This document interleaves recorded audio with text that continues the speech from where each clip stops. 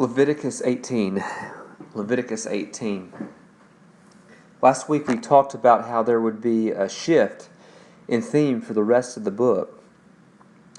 So what did we say would be the focus? Well, we talked last week that the theme shifted to the idea of holiness.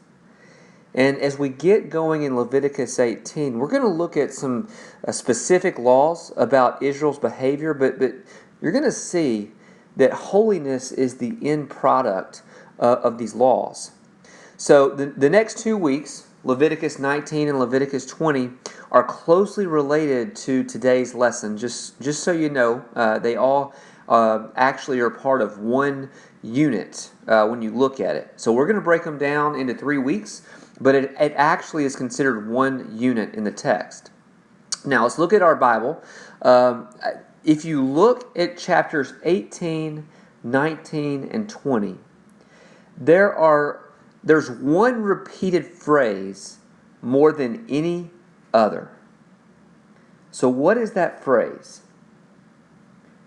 If you look, there's a phrase that's I am the Lord, and in some cases it says I am the Lord your God. That phrase is repeated almost 50 times in these 3 chapters. As God is giving the Israelites these instructions about His preferences that we're going to see today and over the next 2 weeks, He constantly reminds them that He is their God. He has chosen them, He loves them, and He has the authority to make the rules because He's God. So over and over, I am the Lord your God. I am the Lord your God. I am the Lord your God. Do what I tell you because of who I am. So let's just start out by reading a few verses here in Leviticus 18, and we'll get into the lesson. Verse 1, Then the Lord spoke to Moses, saying, Speak to the sons of Israel and say to them, I am the Lord your God. You shall not do what is done in the land of Egypt, where you live, nor are you to do what is done in the land of Canaan, where I am bringing you. You shall not walk in their statutes. You are to perform my judgments and keep my statutes to live in accord with them. I am the Lord your God. So you shall keep my statutes and my judgments by which a man may live if he does them. I am the Lord. So here's the thing. God did not want Israel to engage in pagan practices. He says, don't do what the Egyptians did. What you saw the Egyptians do and you left their land, don't you do what you saw in them. But also, don't do what the Canaanites do. As you go into this new land, this promised land that I'm giving you, don't do what you see the Canaanites do. Instead, I want you to listen to me and obey me and do what I tell you.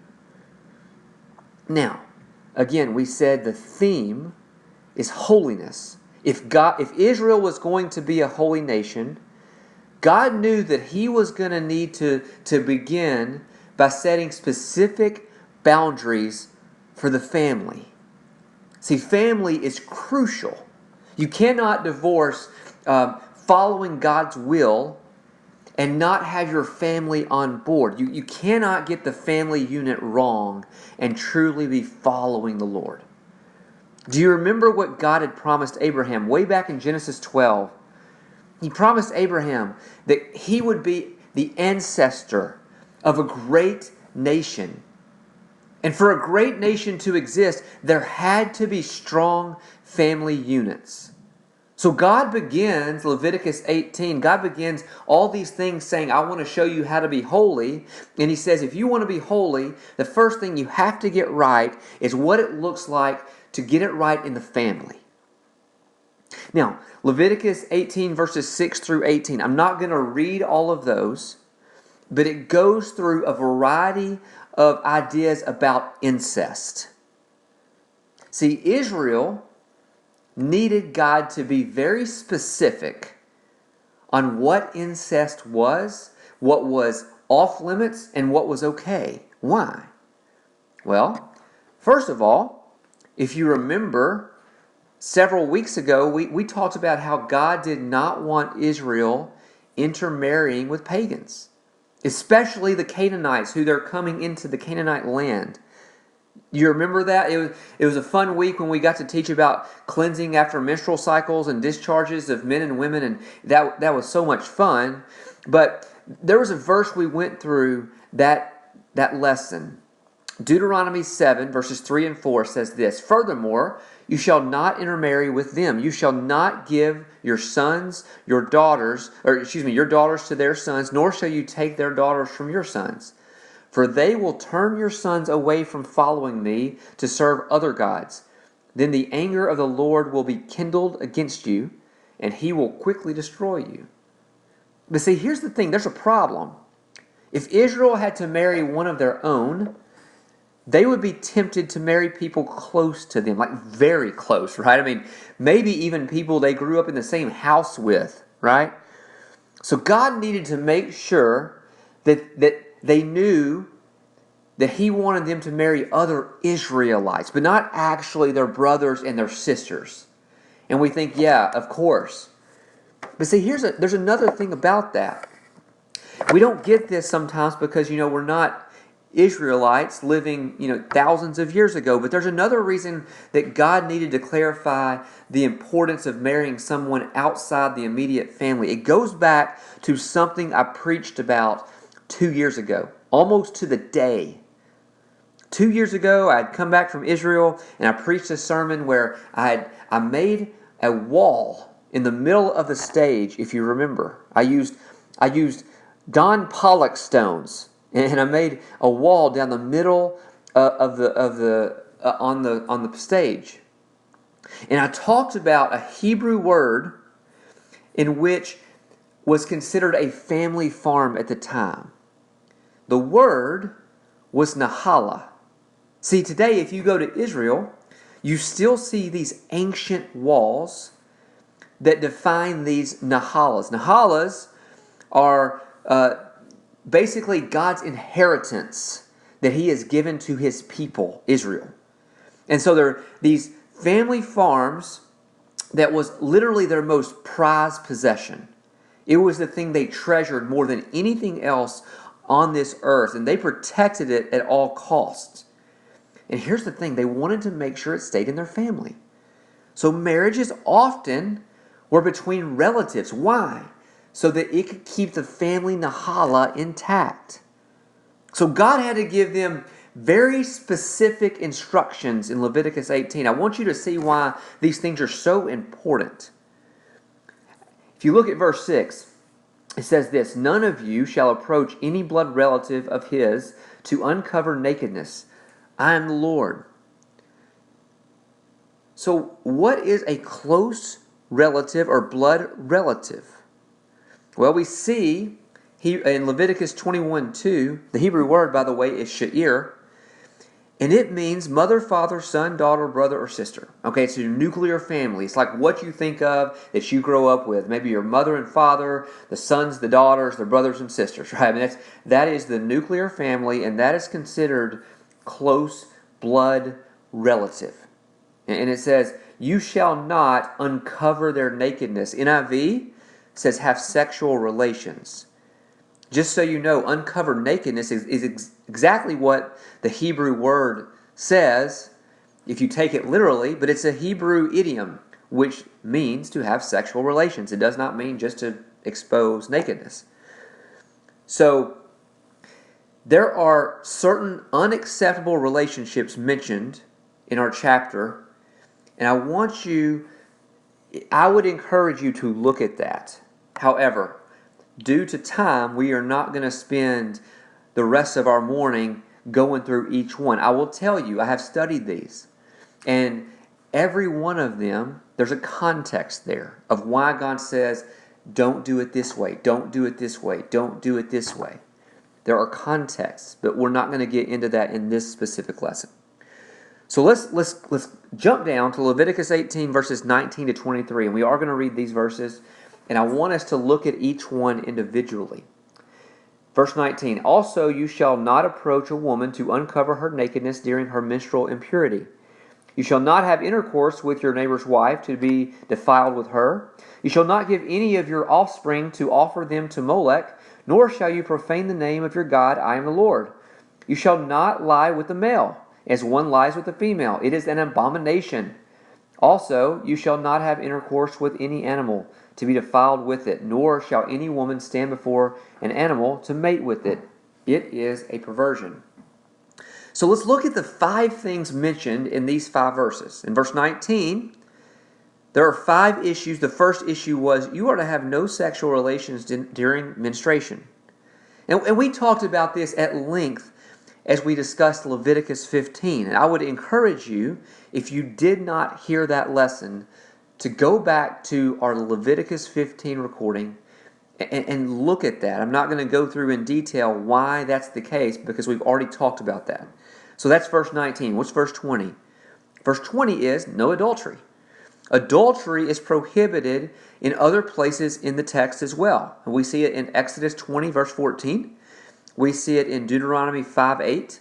We see it in John 8, verses 2 through 5. Now, here's my question to you. What is the punishment for adultery? It doesn't say it in our text here. It just says that you shall not have intercourse with your neighbor's wife to be defiled. But in other texts, we see there's a specific punishment. Leviticus 20, verse 10, and Deuteronomy 22, verse 22 says, if adultery is committed, both parties are to be put to death. Let me ask you a question. We've talked at length about how God made specific instructions because of what's going on in the lands that they're in, all the culture. Do you think that other groups, that there's adultery that's prominent? Do you think other cultures endorsed adultery? I'd be tempted to say yes, that's probably the case. That's why God made the law. But actually, if you look at ancient sources from the Near East, adultery at that time, even in other cultures, was called the great sin. So God says, He didn't necessarily say, hey, they're getting it wrong because they're all just committing all kinds of adultery and that's gross, I don't like that. There was already a stigma in the cultures around them of, hey, that's the great sin. But here's why I think God came down so harshly about adultery. See, God calls His people to be His bride. And we see that in the Old Testament, we see it in the New Testament, and He says that when we follow other gods, we commit adultery. That's the language He uses. And so there's this metaphor that He uses, and I think back in the Old Testament, He wants us to understand how He views adultery. He says, it is so gross that the punishment is to kill both parties. That's how I view adultery. It should never, ever happen. So what do you think when you or I follow idols in the world? Do you think God looks down at that and says, no big deal. I know He's going to come to church on Sunday and He still loves me? Or do you think He hates it? Just like He hates adultery between man and woman, so much so that He would stone them to death. See, our life matters. How we worship matters. We can come on Sunday morning and say we love God and say we love Christ and following Him. But if we spend the rest of our week chasing after other idols and committing adultery to God, He does not approve of that. All right, verse 21. The next thing is, we see in verse 21, that they were not to offer their children to Moloch. Now, who's Moloch? Moloch is the god of the Amorites. We see that in 1 Kings 11, verse 7. Actually, I think it's also in 1 Kings chapter 16 as well. He has the head of an ox. And when a couple, here's how you worship Moloch. When a couple had their first child, they were required to put that child onto the burning arms of this iron structure of Moloch. Now, that's not so bad. I mean, you're putting it on a statue. The problem was Between those arms, they had a blazing fire. Those arms were scorching hot. And they would put their first child on this false idol to be burned to death, all while people played drums so to drown out the screaming of the child. Just imagine that scene. Why would people do that? Well, they believed in their culture that if you did that, that would ensure financial prosperity for your family and for your future kids. So it became a very, very common practice. And this thing became real to me as I went to Israel to Tel Arad 2 years ago. Here we are in an area, and our leader's teaching us about what's going on there. And he said, any idea what happened right here? And we had no idea. We're like, maybe it's, an altar where people worshipped or something like that. He said, no. He said, we know many, many, many children were sacrificed right here. We found their remains. They were sacrificing to the god Moloch. This is a real deal. And God says, when you get into Israel and you see people practicing these terrible things, know that that's not from me. Don't do that. That is not where prosperity comes from. Do not sacrifice your kids to foreign gods. And we say, yeah, that sounds ridiculous. Why would we ever sacrifice our kids to foreign gods? Let me tell you, we have a culture that wants us to sacrifice our kids to foreign gods. Yeah, we can bring them to church on Sunday, but what do we do the rest of the week with them? So many families are deceived, chasing worldly stuff, spending so much time and energy and resources on chasing stuff that has no eternal impact, that they don't even have time to do what God wants them to do. They don't have money to do what God wants them to do because they're so busy chasing worldly junk. Do not sacrifice your kids to Moloch. What do we see in verse 22? We see that God says men aren't to lie with men. Do not practice homosexuality.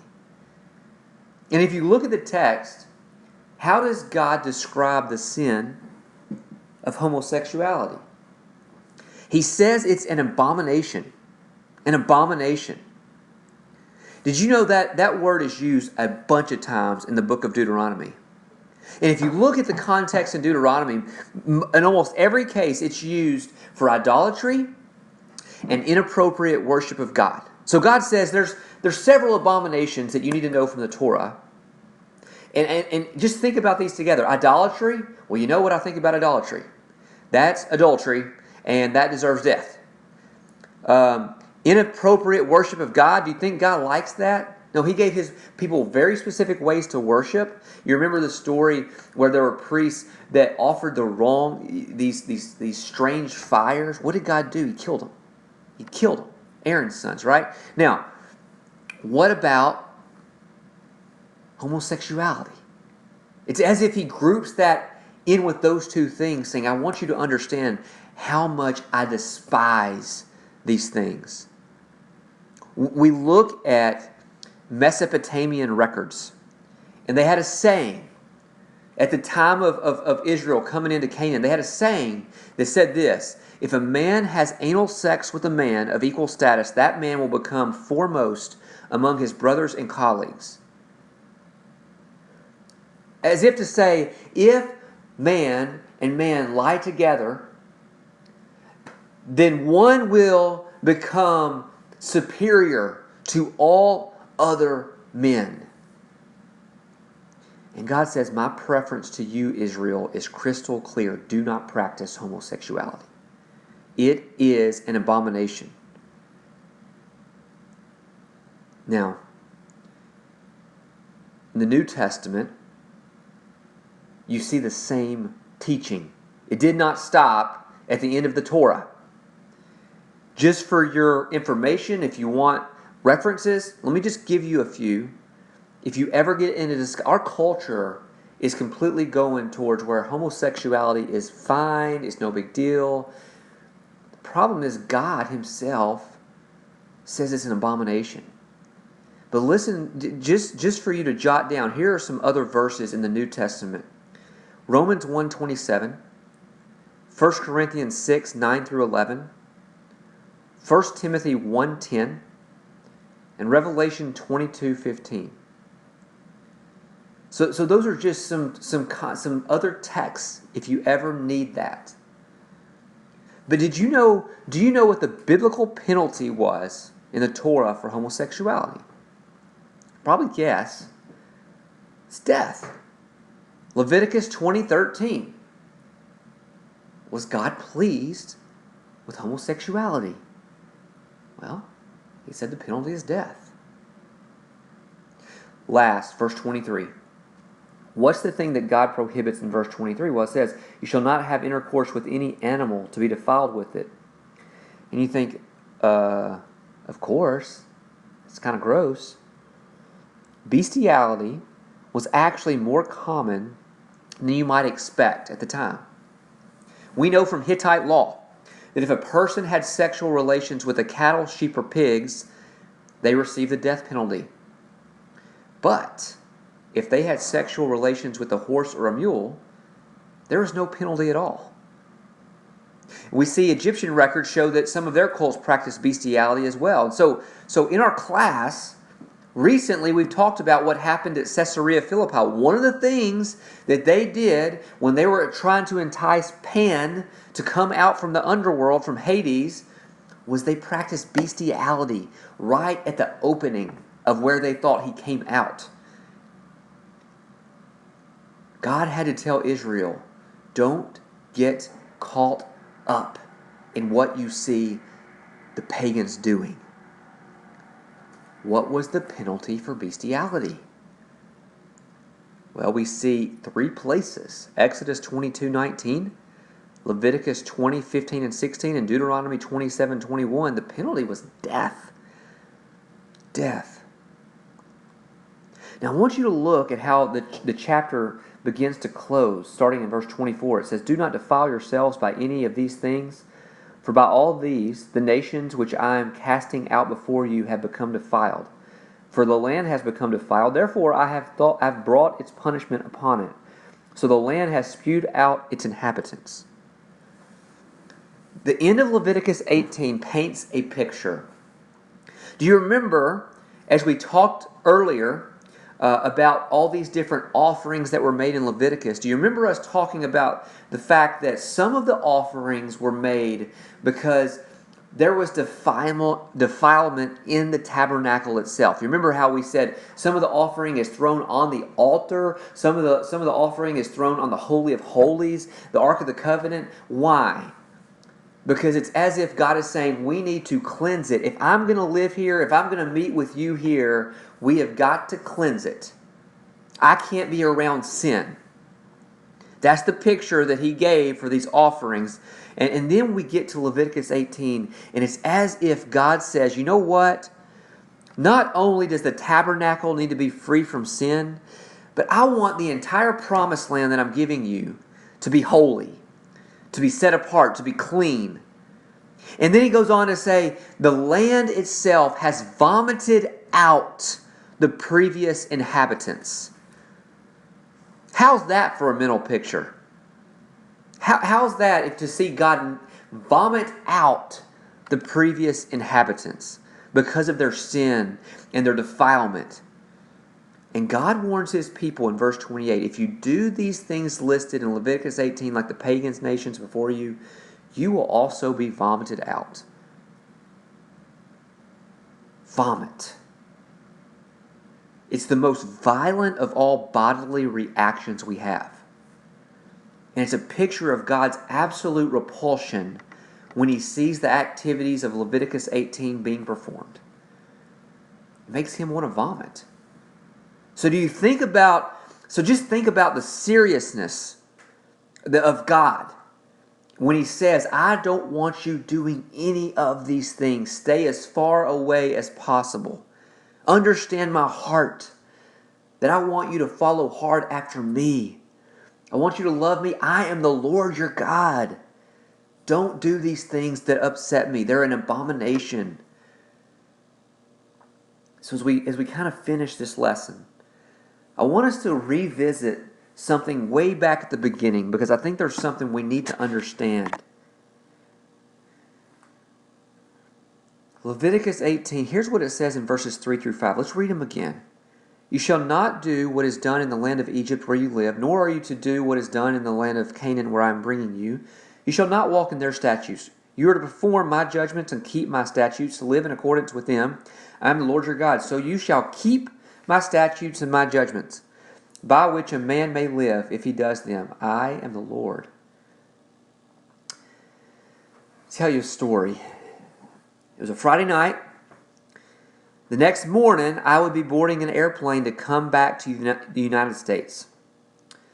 The leader of our mission trip said, I want all of you to break up in groups of 3 or 4, find a piece of paper, and write down the highs and lows of your time in Portugal over this past week. I remember getting that group, and we looked around. None of us had a piece of paper, and I found a napkin.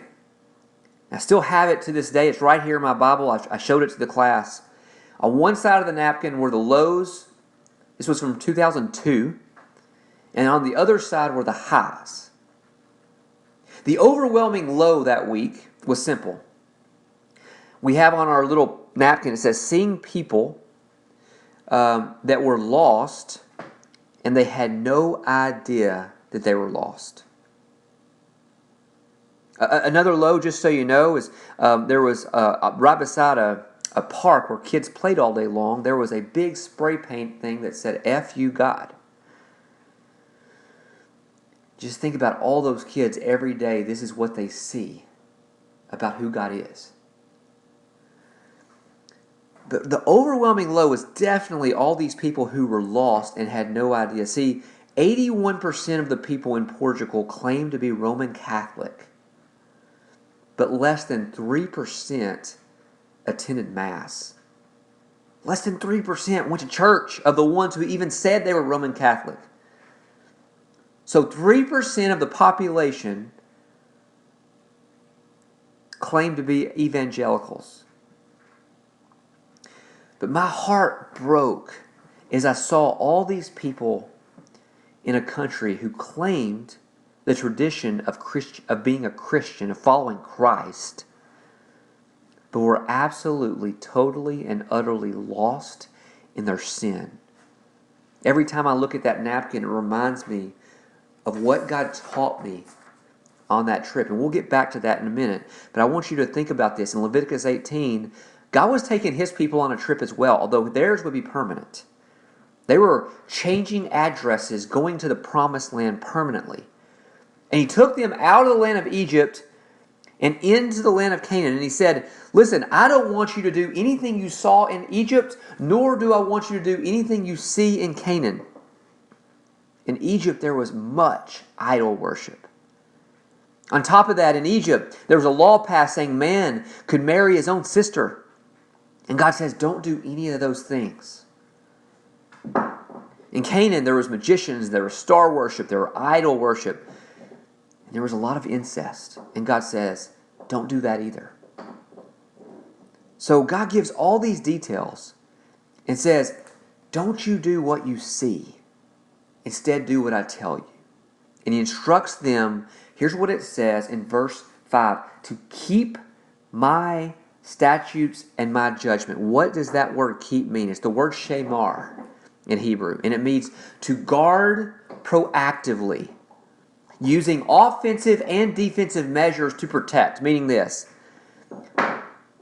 don't just react to things. And that's what we do all the time as Christians. We see something and we react defensively. God says, know my word and proactively advance my word into the world. Don't just react when things happen, but make my word known to everyone you come in contact with, proactively. That's his call. Actively protect his word. Don't live like the world does. Instead, live a life that shows he is God, that shows his preferences. So why is that so important for them to actively keep it in this verse?